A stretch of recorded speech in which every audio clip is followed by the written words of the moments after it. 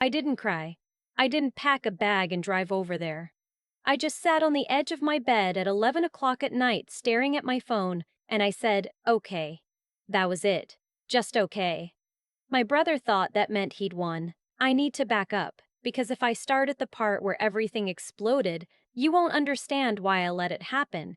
And I need you to understand that because the choice I made to do nothing, to walk away, to just say okay, was the hardest and smartest thing I have ever done in my life.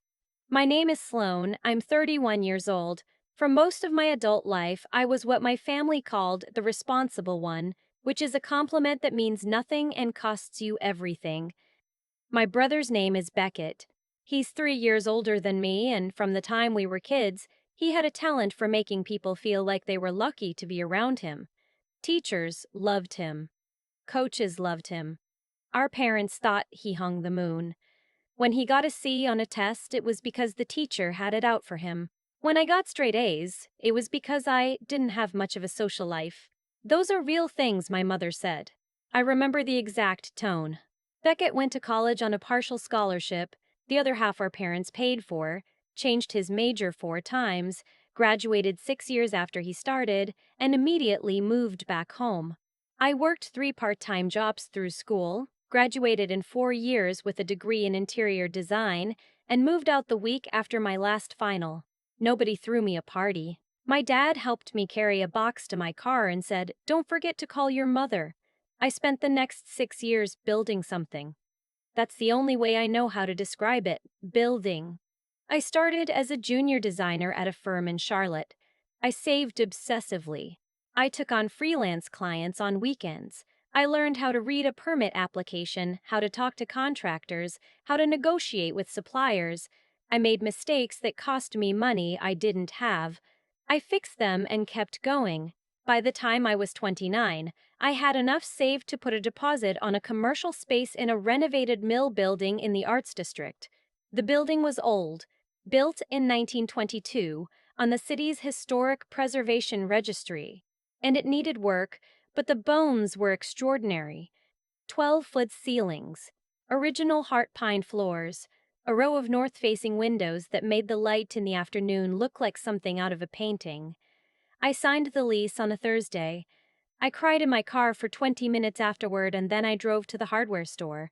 The space was going to be my design studio, a place where I could meet clients properly, display materials and samples, work with my small team without everyone crammed into my apartment's spare room. I named it Halcyon Studio. I filed every piece of paperwork myself. I pulled permits for the renovation. I hired a licensed contractor who had worked on historic buildings before and who understood exactly what you could and could not do to a structure like mine. We could not, for example, touch the load-bearing walls. We could not alter the original window casings. Every modification had to be approved by the city's Historic Preservation Commission before we touched it. It took 14 months. 14 months of construction dust and budget spreadsheets and sleeping 4 hours a night. But when it was done, it was the most beautiful space I had ever been inside, and I had built it. We opened on a soft basis in March. By April, I had 4 new client contracts and a wait list. That's when my brother called. He opened with the usual warmth. "How are you, Sloane? I've been thinking about you. It's been too long." We hadn't spoken in 7 months, which was not unusual for us. I don't want to make Beckett sound like a monster. He wasn't. Not exactly. He was just a person who moved through the world as if it owed him comfort and who came to me specifically when he needed something softened. He told me he and his girlfriend, Amber, were starting a business together. A curated home goods boutique, he said. High-end, thoughtfully sourced. The kind of thing that Charlotte was missing. I said that sounded interesting. He said they'd been looking at spaces and that nothing felt right. Too corporate, too expensive, too small.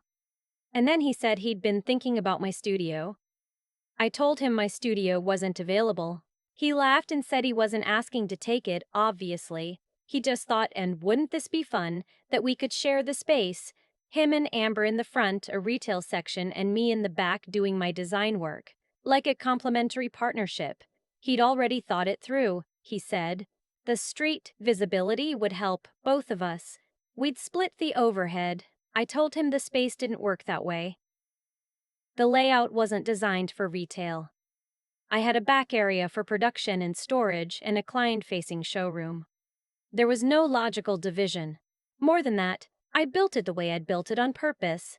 Every inch of it was intentional. He said I was being rigid. I said I was being accurate. He went quiet for a moment, and then he said our parents thought it was a great idea. He said he'd mentioned it to them over dinner and they were excited. He used the word excited like it was supposed to settle something. I said I'd talk to him later and I got off the phone.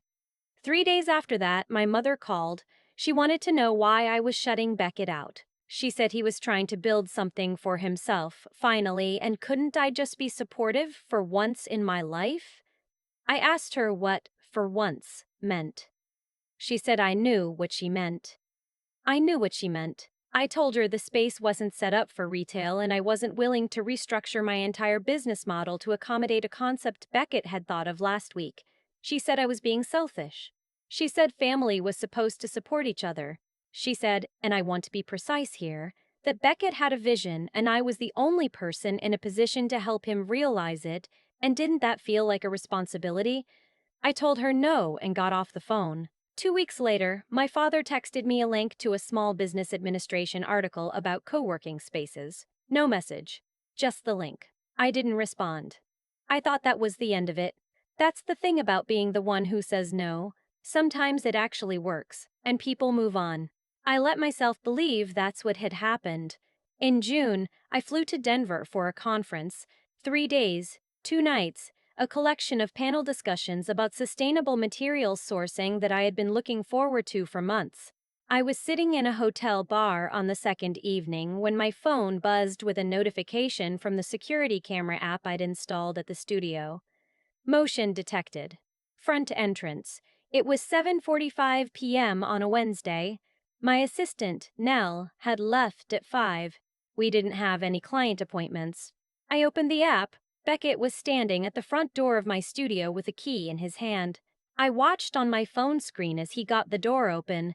I found out later he'd copied the spare key I'd left with my mother for emergencies, a fact I will carry around as a lesson for the rest of my life, and walked inside. Amber was with him. And then, 2 other people I didn't immediately recognize came in behind them, and one of them was carrying a crowbar. My first instinct was to call my mother, to demand she tell me what was happening, to scream. I didn't. I called my contractor instead. I told him to pull up the building's historic preservation file and tell me exactly which modifications were prohibited without HPC approval. He talked me through the list while I watched on the camera. Then I called my attorney. Her name is Diana, and she is not a person who wastes words. I told her what I was watching. She told me to document everything. Do not call the police yet, and call her back in 20 minutes. I said okay. I watched my brother walk through my studio with a measuring tape while Amber pointed at walls. I watched the person with the crowbar drag it along the surface of one of my original heart pine floors, testing something. I watched Beckett pull out his phone and take photos. Then Amber pointed at the wall between the showroom and the production area, the wall I had specifically been told in writing by my contractor and by the HPC was load-bearing and could not be modified. And I watched Beckett nod. I went back to Diana. She told me not to file a police report yet. She said we had something better available to us if we were patient. She explained what she meant. I listened. My hands were completely steady. That surprised me, actually. How steady my hands were. I said, okay, let's do that. Then I went back to the hotel bar, ordered another drink, and watched the rest of the panel schedule for the next morning. I want to be clear about something, because when I have told pieces of this story to people, someone always asks, why didn't you just call the police the moment you saw them break in? The honest answer is that I thought about it. And Diana explained what would have happened. Beckett would have been removed. My parents would have been called. There would have been a scene, a family rupture, and then, what? He'd have been cited for trespassing, maybe. He had a copied key.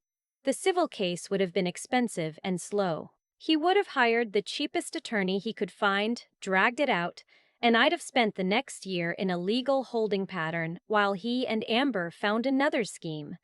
More than that, my mother would have called me the villain. She would have told every family member, every family friend, every person she ran into at church that I had sent the police after her son over a misunderstanding. I'd seen her do it before: reframe, recast, redeploy. I would have become the story. What Diana was suggesting gave me something different. It gave me a situation Beckett and Amber would create entirely on their own, with documentation in front of witnesses that could not be reframed as a misunderstanding.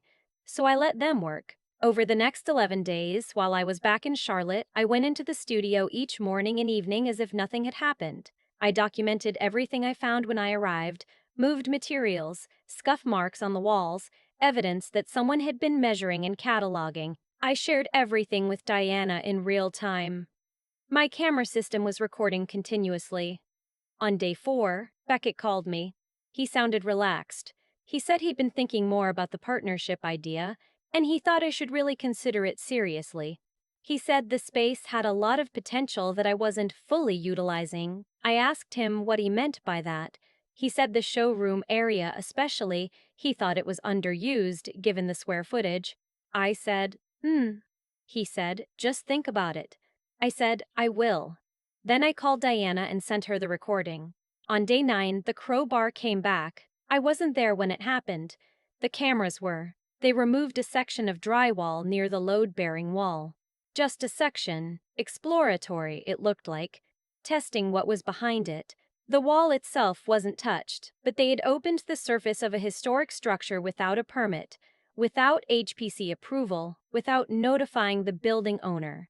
That was the moment Diana said we were ready. She had already been in contact with the city's Historic Preservation Commission and with the building's owner, my landlord, who, when he found out someone had been accessing the space without authorization and modifying surfaces, became extremely cooperative with our process. She had filed a formal complaint with the HPC. She had documented the entry logs from the camera system and the copied key, which she had engineered. And this is the thing I am most grateful for, was a situation where every consequence that was coming would be triggered by Beckett's own actions, not by anything I did. He had applied for a business license. He and Amber had actually applied for a business license using my studio's address. Diana found that in a routine public records search. They had also quietly announced the boutique on Instagram. 3 photos of my studio. My original heart pine floors, my north-facing windows, my carefully sourced fixtures, with a caption about their upcoming opening. Diana sent them a cease and desist. She also filed the formal complaint with the HPC and notified the city zoning office about the unauthorized modifications to a registered historic structure. And then we waited for the one thing we knew was coming. The boutique's grand opening was scheduled for a Saturday in July. Beckett had sent a real invitation, a physical card, to my parents. My mother had texted me a photo of it, excited, adding a string of heart emojis. She did not seem to think this would be strange for me to receive. I didn't go. I didn't need to. I watched from the camera app while I was at my apartment with a cup of coffee. At 9:45 a.m., 45 minutes before the scheduled opening time, 2 city inspectors arrived. They knocked. Beckett answered the door. I couldn't hear the audio from that angle, but I could see his face. The inspectors had a copy of the HPC complaint in the work stop order. The boutique could not open. The premises had to be vacated while the unauthorized modifications were assessed. Amber appeared behind Beckett. She was holding a flower arrangement. She had decorated the studio with flowers for the opening. And she was saying something. She appeared to be saying quite a lot. A few minutes later, Beckett was on the phone. I knew from the way he was pacing that he was calling my father, then my mother, then someone else. At 11:23 a.m., he called me. I answered on the 3rd ring. He said, "Did you do this?" I said, "I documented what happened in my studio and reported it to the appropriate authorities. So did my landlord." He said I was being unbelievable. He said he was trying to build something and I had sabotaged it out of spite. He said our parents were there. They had driven 45 minutes to support him, and now they were standing on the sidewalk because I couldn't let him have this one thing. I let him finish. Then I said, Beckett, you used a copied key to access my studio without permission. You brought people inside without my knowledge. You opened a section of a load-bearing wall in a historic structure without a permit. You applied for a business license using my address. And you put photos of my space on a public business Instagram without my consent. I paused. I didn't do anything to you. You built this. He hung up. The HPC assessment took 3 weeks. The findings were not favorable for Beckett and Amber. The unauthorized drywall modification, minor as it appeared, triggered a violation notice that went on record with the city. The building owner, my landlord, filed a civil claim for damages and unauthorized access. My attorney filed a separate civil claim on my behalf for trespass and unauthorized use of commercial property. Beckett hired an attorney. His attorney was, by Diana's assessment, not particularly strategic. The settlement included, among other things, payment for the cost of restoring the drywall section to HPC standards, which, in a registered historic structure, is not cheap, reimbursement for my legal fees, and a formal agreement that neither Beckett nor Amber would access or reference the studio space in any context going forward. My parents did not speak to me for 6 weeks. When my mother finally called, she said she wanted to understand what had happened. I told her calmly and in sequence exactly what had happened. She was quiet for a long time. Then she said, "He should have asked you properly." I said, "Yes, he should have." She said, "You could have been less aggressive about the response." I took a breath. I said, "Mom, he broke into my business. I filed a report. That's not aggression, that's paperwork." She didn't have an answer for that. My father sent me a text a week after that conversation. It said, "You built a good thing." I should have said that more. That's the closest he has ever come to an apology, and I've decided to take it. Nell got a raise in August. She'd kept her head down through all of it, showed up every day, managed clients without knowing the full picture, and never once asked me something I wasn't ready to answer. She deserved more than I'd been paying her for months, and I corrected that. Halcyon Studio is fully booked through the end of the year. We're in conversations about a second space, a storefront 2 blocks away, for a dedicated materials library, which has been a dream of mine since before I signed the original lease. Beckett and Amber are, as far as I know, still looking for a space. People ask me sometimes if I feel bad about how it went, if I wish I had handled it differently, called them, confronted them, given Beckett a chance to explain himself before it got legal. Honestly, no. Here's the thing nobody tells you about being the responsible one. You spend so many years absorbing the consequences of other people's choices that you start to think absorbing is just what you do, that it's your role, that the alternative, making someone face what they actually did, is somehow meaner than letting yourself be the one who keeps getting hurt. It isn't meaner, it's just honest. Beckett didn't break into my studio because he was desperate. He did it because 31 years of experience had taught him that I would either give in or be the one who looked unreasonable for saying no. He was operating on a pattern that had always worked before. I just finally stopped being part of the pattern. I didn't scream. I didn't fight. I documented, I filed, and I waited for the building to tell the truth on my own behalf.